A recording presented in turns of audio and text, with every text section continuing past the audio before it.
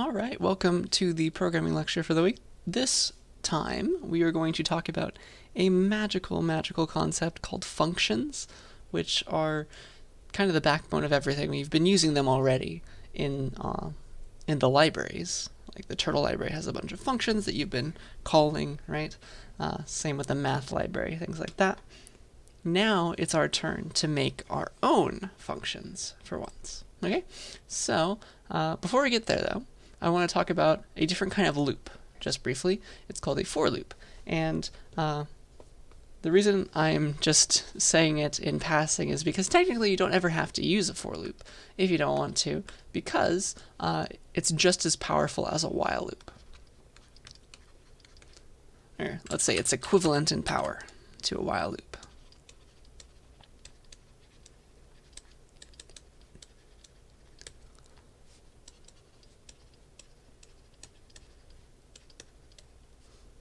That doesn't really look like an E. There we go. So yeah, technically you don't have to use a for loop ever, but it makes your life a bit easier sometimes. Okay? So what for loops do is they iterate through iterable things, which is a lot of stuff actually. Lists, first of all, are iterable. So you can, for the rest of your life, if you'd like, you can pretend safely that iterable things are just lists, because really you can think of everything that is iterable as a list, but they're slightly different. So let me show you lists and how to iterate through them with a for loop. So you say for, you say, so let's pretend you have like some list up here, like L equals 1, 2, 3, or something. You can say for X in L, and you have your colons, and you have your tab, and you have your body. And they're all indented. And then after you unindent, you have the rest of the code down here. Yeah. So that's what a for loop looks like. And it's quite nice because you can go through something. Like there's a concept of being inside of something, which is wonderful when you have a bunch of stuff to visit in a list. So let me make a new file. Let's call it for.py. In my desktop, in the code from class, CSCI1, this is lecture 21. So let's call this for.py. Here's the idea. I can have a list.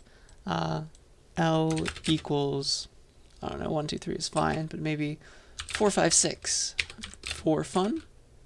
Let's make it longer actually. 7, 8, 9, 11, 100. Doesn't really matter. This is my list L. Now I can iterate through that list with a for loop. That's the technical term, iterating through something.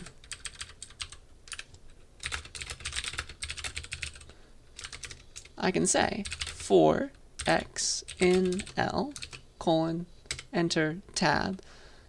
I can print the list if I wanted to. That's an easy thing to do, print X. And it prints everybody on their own little line. So 4, 5, 6, 7, 8, 9, 11, and 100. I didn't have to worry about how big the list was.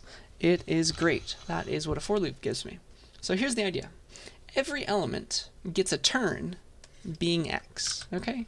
It goes in order, and everybody gets a turn being X, okay? That is the idea. X becomes everybody in L. They're all getting a chance to be X. So X is a brand new variable that you're using to talk about the stuff that was inside of L, okay? That is the key, okay? All elements of L get set to, X gets set to. All elements of L in order, okay? So this is equivalent to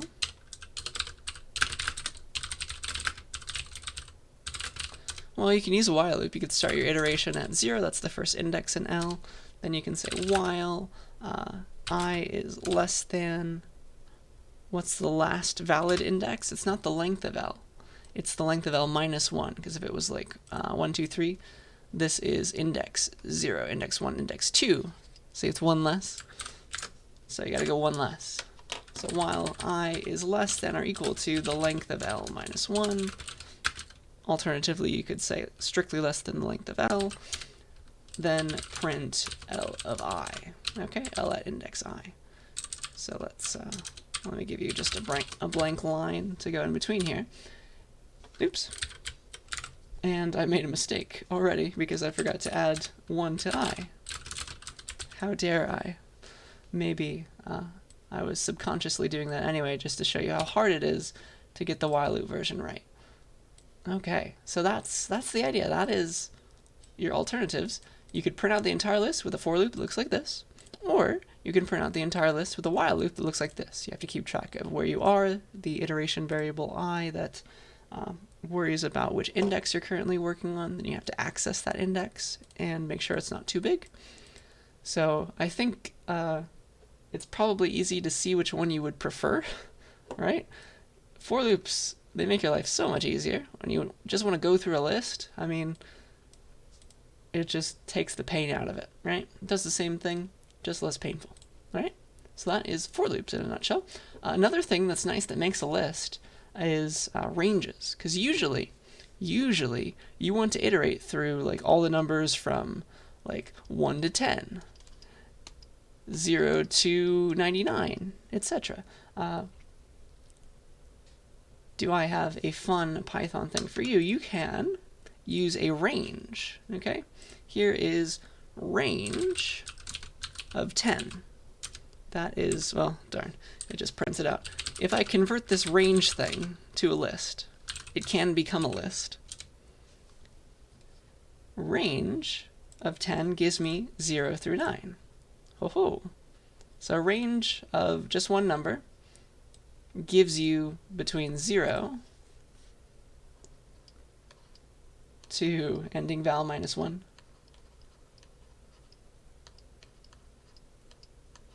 Okay, so remember the minus 1 part.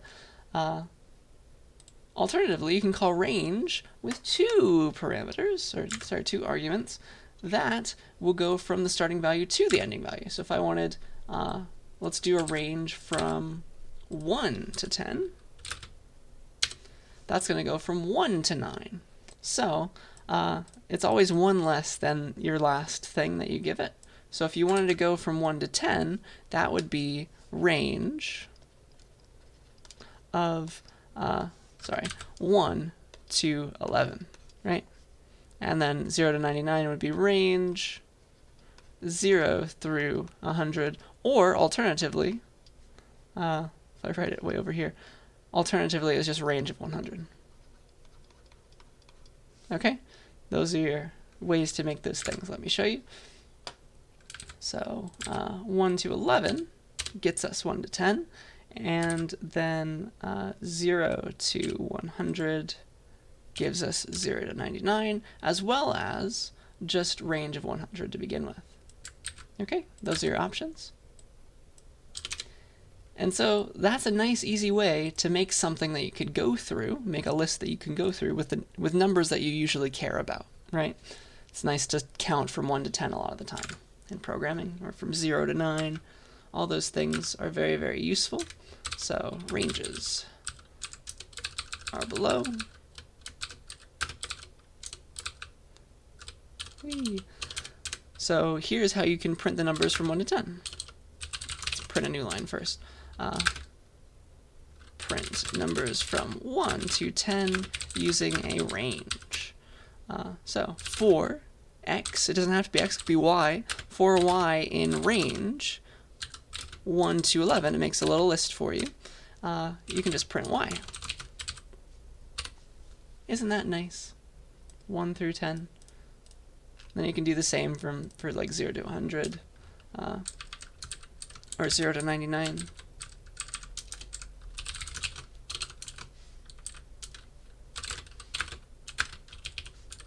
That's just range of either 0 to 100, or just range of 100.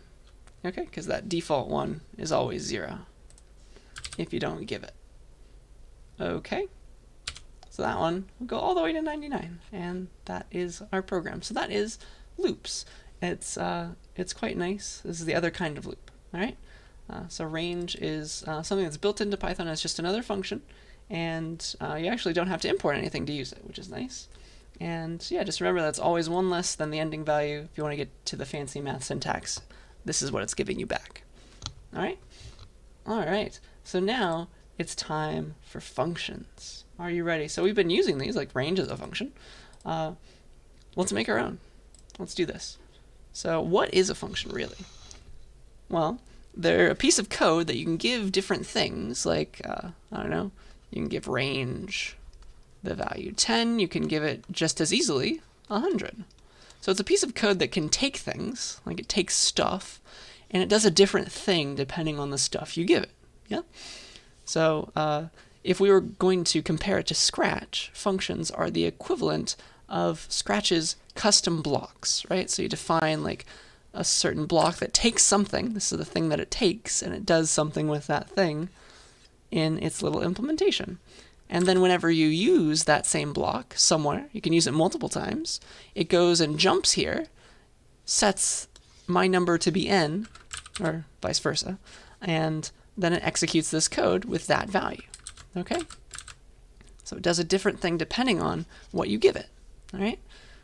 So they took what's called a parameter in the definition. That's what the n is. That's called a parameter. I'll just write param. And when you call the function, you give it arguments. All right? Arg. And you gave it arguments in the block itself. All right? So that's essentially Python. So these are the arguments because we're calling the function a bunch of different times. Yeah? So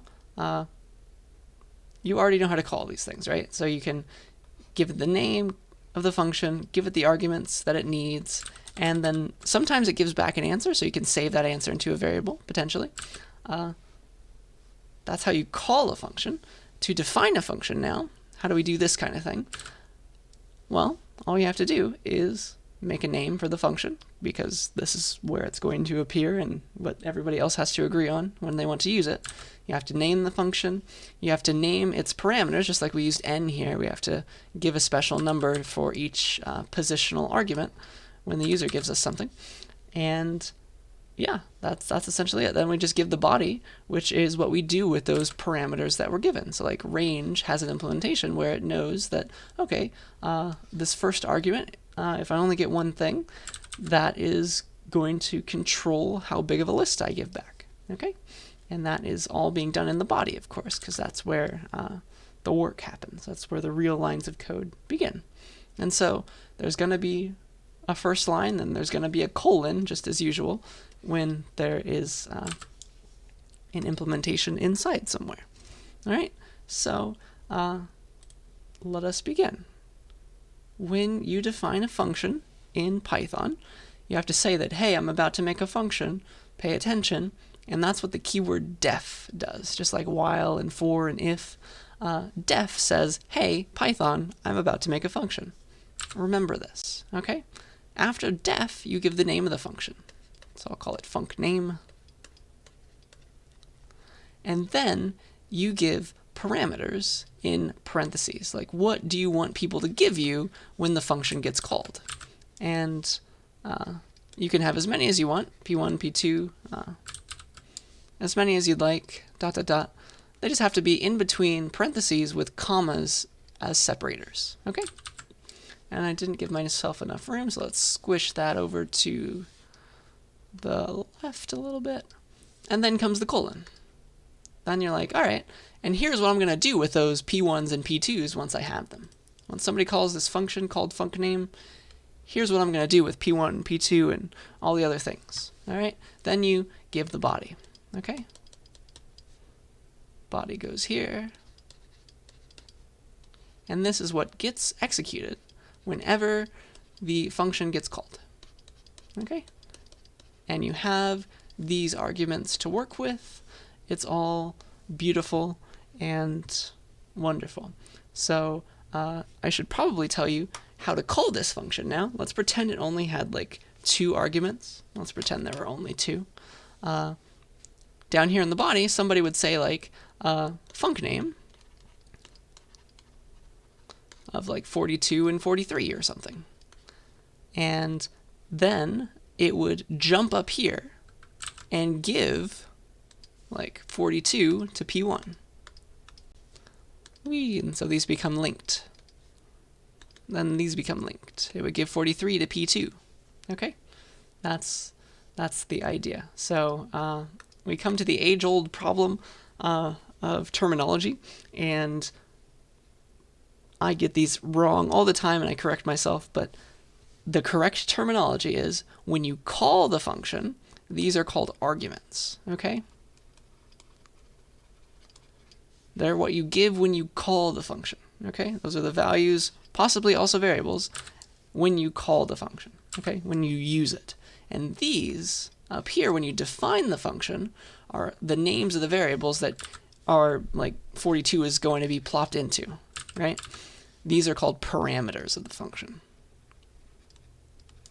Okay, so parameters versus arguments. So every time you call the function, the code here, the body gets run, and the values of the parameters get set to the values of the arguments. Okay, so I know that's a lot of words, and so we're going to have an example in just a second. So I think that's everything on this slide. I think that covers it all. Yeah, this is how you define a function, and you already know how to call it, but notice they have to match up. Like if you have 2 parameters here, you better give 2 parameters here. Or, sorry, 2 arguments there. See, I already got it wrong. So with that, now it's finally time for an example. So let's write a function to go and print the numbers between 1 and n, okay? So the way we'd like to call this is to say something like print 1, 2, and then give a number like 5.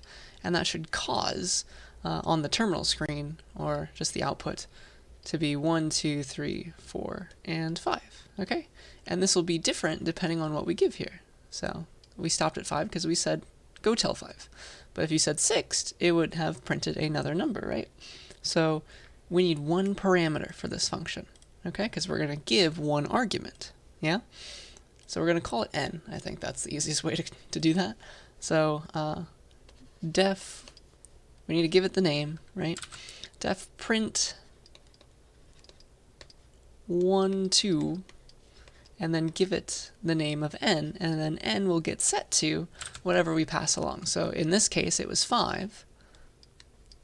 When we execute the body of this code, it will have the variable n set to 5 for this one. Okay, that's the idea. So then here we can do magic. We can work with the number n because we have it. It's just a regular variable for us. It exists inside of the function.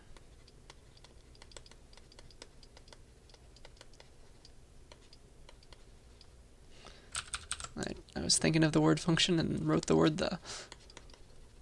There we go. So n exists inside the function, and only inside. That's where it is defined. Okay. Similarly, this x only exists inside this body. After that, it goes away because it was being used for L, right?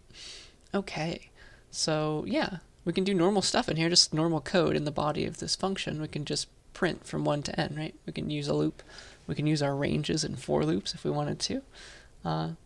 And yeah, I'll talk about this last bullet after I give that example. So let's make this new thing. Let's call it, I don't know, print from 1 to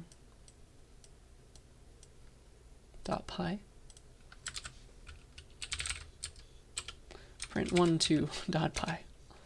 So def print 1 2, and we give it an n, a number n. And then what do we want to happen inside of this function?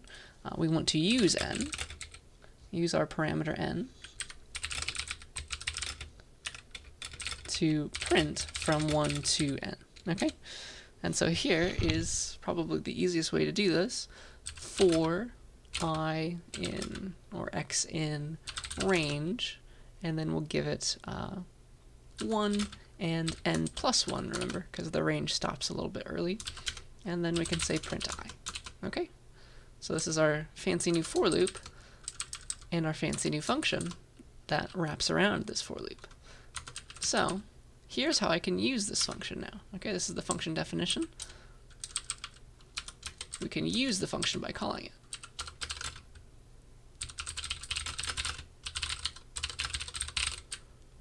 Let's use it now.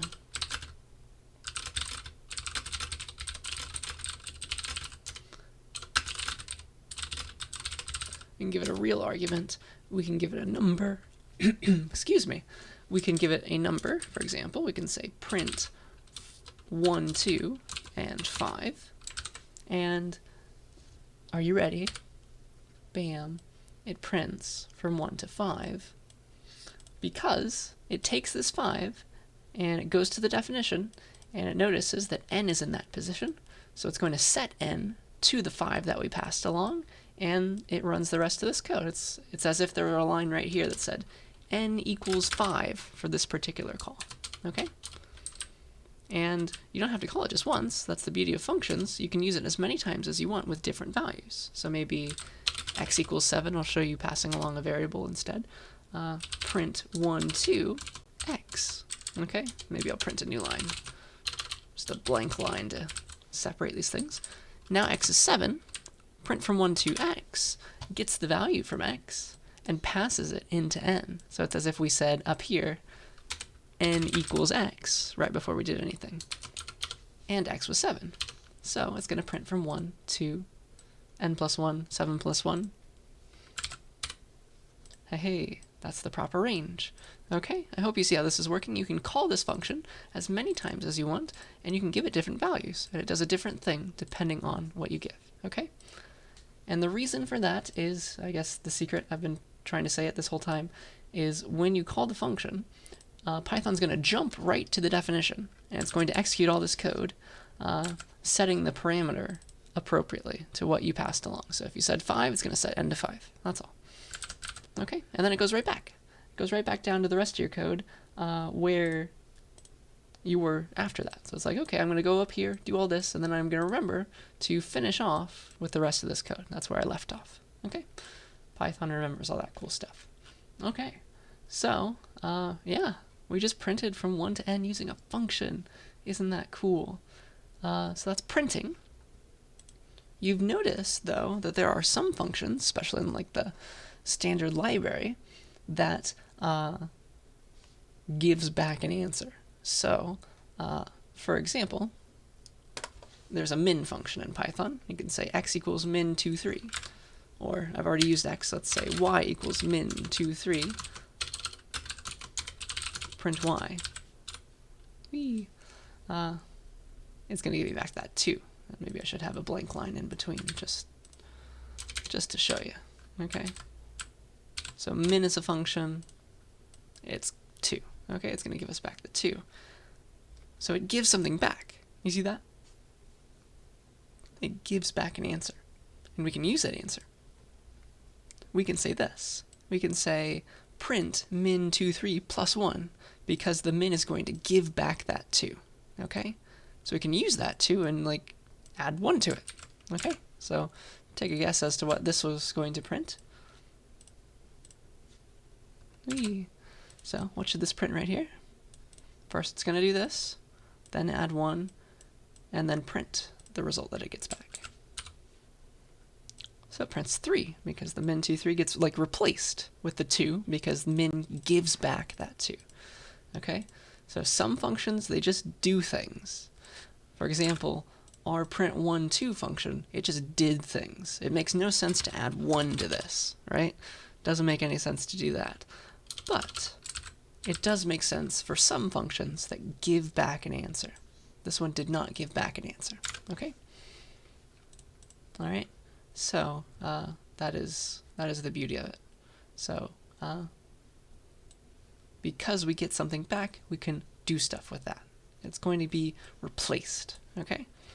So similarly, like if you say x equals, what is the value that print gives back after you print hi mom? Okay? That again doesn't make sense. Let me show you. Python actually does something here because it has to do something. Say z equals print hi mom. So there's no error. What is z?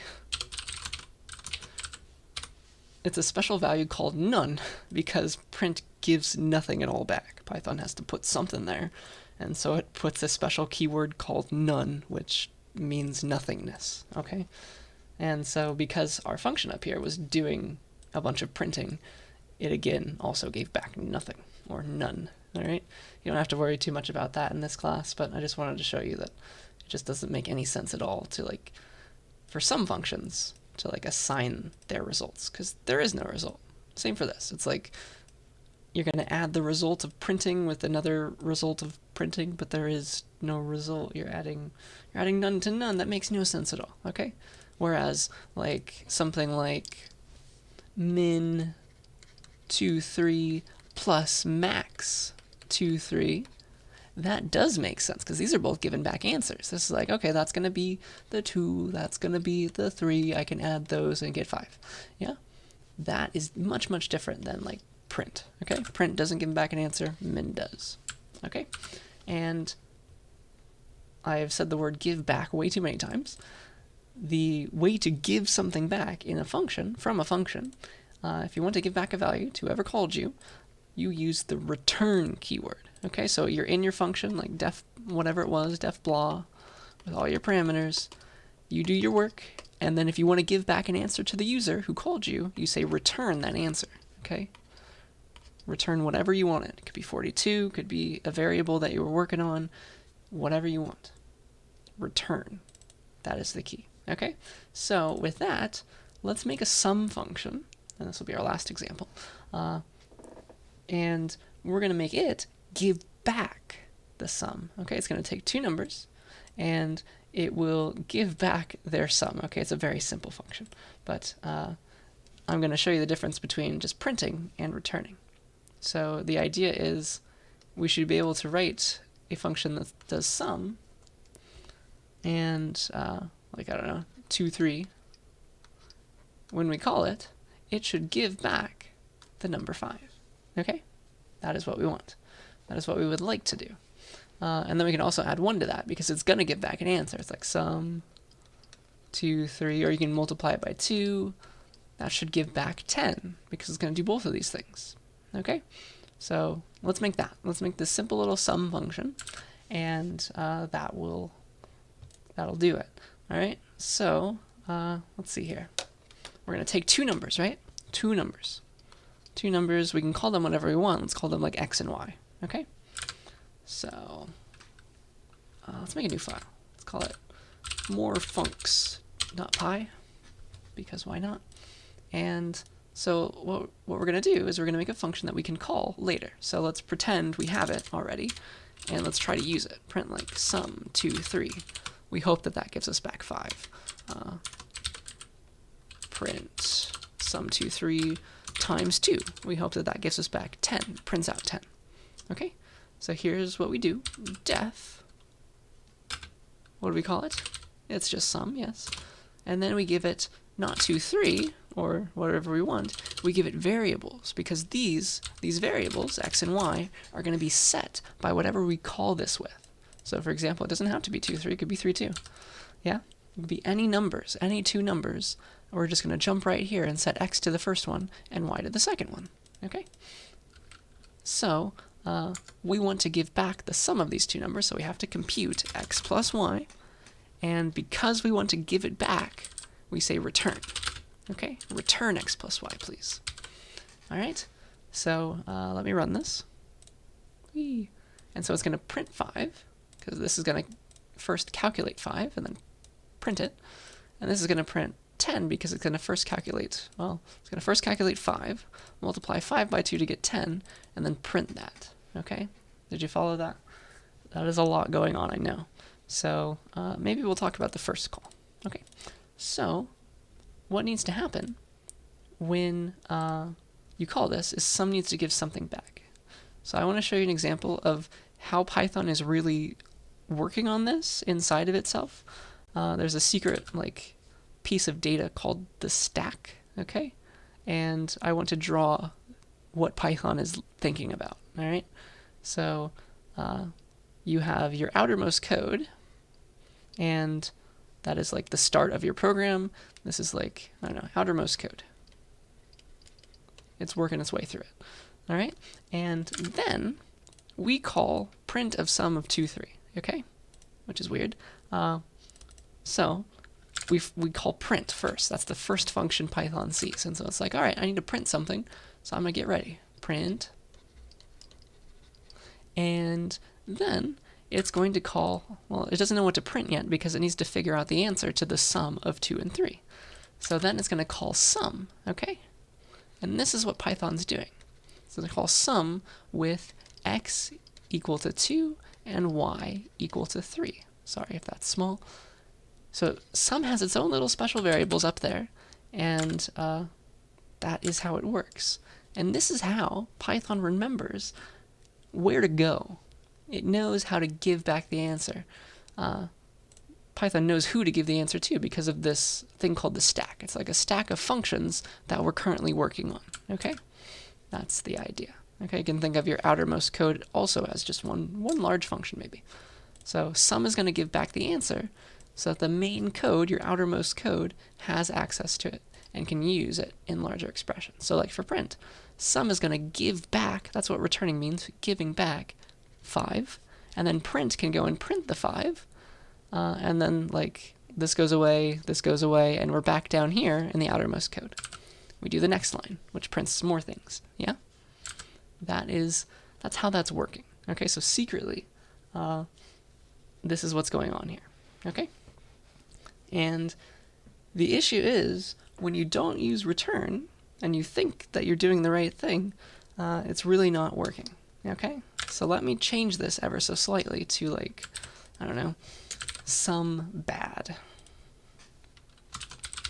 X, Y, and this one's gonna print x plus y, all right? So watch this, print sum 2, 3, all right? Oops, sorry, I typed the wrong function. Sum bad 2, 3, there we go. And first it prints 5, then it prints none. What is going on there? So this is why things get weird. What happened was this, okay? We had our outermost code. I'll call it main for reasons you might learn in CSCI 40.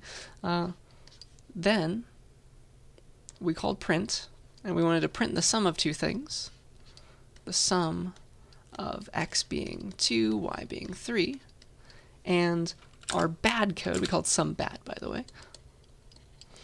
Our bad code, what it did was it printed, well, it printed 5, because x was 2, y was 3, it printed the 5, and then it gave back nothing, right?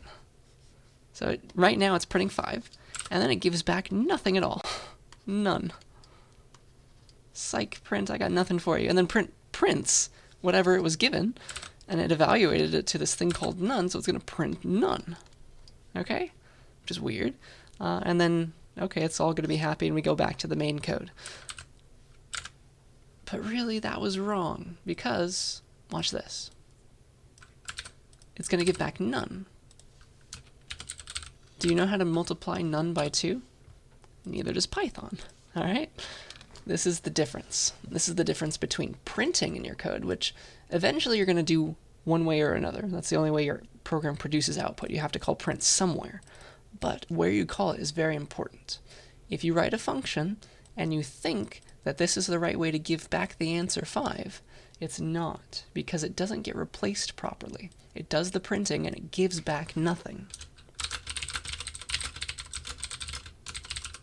Okay? It gives back this thing called none, which is nothing useful, all right? And that's what's being used. That's what's getting replaced. So this gets replaced with none, and it tries and multiplies none by 2. It's useless, okay? And that's why this one kind of works. It prints the 5, gives back none, and then prints none. It's very useless, okay? So please yell at me if this is not making sense. This is a very weird topic, I know. But there is a huge, huge difference between this sum, which is nice. It gives back an answer. It doesn't print anything. It just gives back its answer for somebody else to print. And then we have this one, which prints up in here. It doesn't actually give back this answer. And so any larger expression is just seeing none, and that is useful for no one. Okay, that is the idea. Okay, So that is most of it. I want to make a fancier sum function now. Let's make a sum from 1 to n function. And that'll be it for the day. Function to sum the numbers from 1 to n. Okay, so what we need to do is say something like def sum 1, 2, and then n, and then we give some things. We have to somehow calculate the sum, right? And then give it back. Maybe we start our sum variable at 0, ... and then we give back that sum, okay? And we say return sum, okay? That's how we give back an answer. That's the very most important thing. This right here, that is the key. And this sum calculation, that's just a loop, right? Because we know how to do that. We can say, we can use a while loop instead of a for loop this time. We can say I equals 1 while I is less than or equal to n. We can add into the sum variable, because sum started at 0. If we start I at 1, we can make sure that it's always going to work. It's always going to add in its value right into there. So it's like sum becomes 1 because we can say sum equals whatever it was before plus our I. And then we can increment I, make it 2, then add the 2 in here. Now it's 3, yeah? That's the beautiful thing of it. So I equals I plus 1 again. There we go. That is how we do that. And then eventually this will stop because I will be greater than n, and the sum will have the correct value, and we're going to give that back so that we can do cool stuff with it. We can be like sum from 1 to 10, like times 32, because you can do that. This is gonna get an answer, and it's gonna get replaced with that answer. It's gonna give back something, and it will be replaced with that something. So some large number, 1, 2, 3, 4, whatever it is, and that can be used in a larger expression. Okay, so let me do this for you, and that'll do it. So def sum 1, 2, n.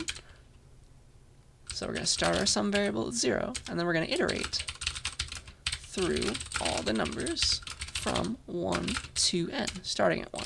And we'll use I. It's customary to use the variable I to iterate through things.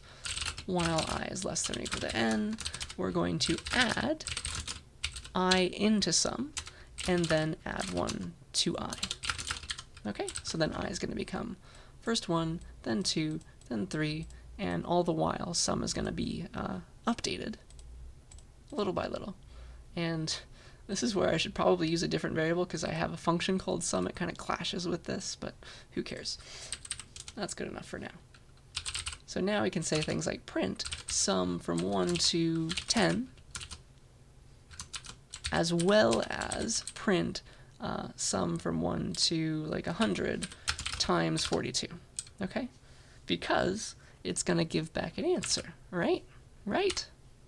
What'd I forget? First of all, I should comment this out, because this is not going to work. And I'll stop the program. Second of all, I have, well, I've done a few things. I didn't spell that correctly. But also, I forgot to return, okay? This is still missing the part where we give back the answer, okay? That is the key. We must do that, okay?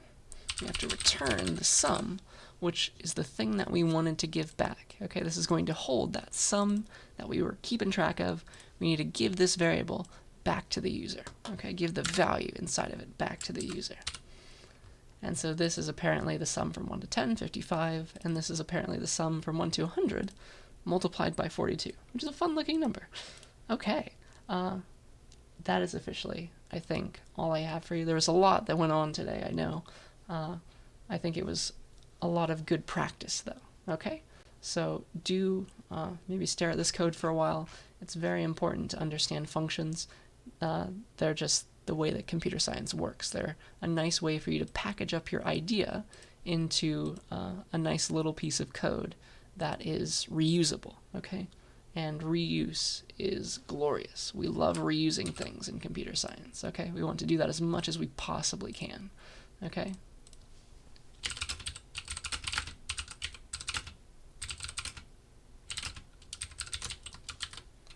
That's exactly what functions are good for. Okay, so that's all I have for you. Please yell at me if you have any questions at all. And you are now experts at functions. So I think that's it. I'll see you next time.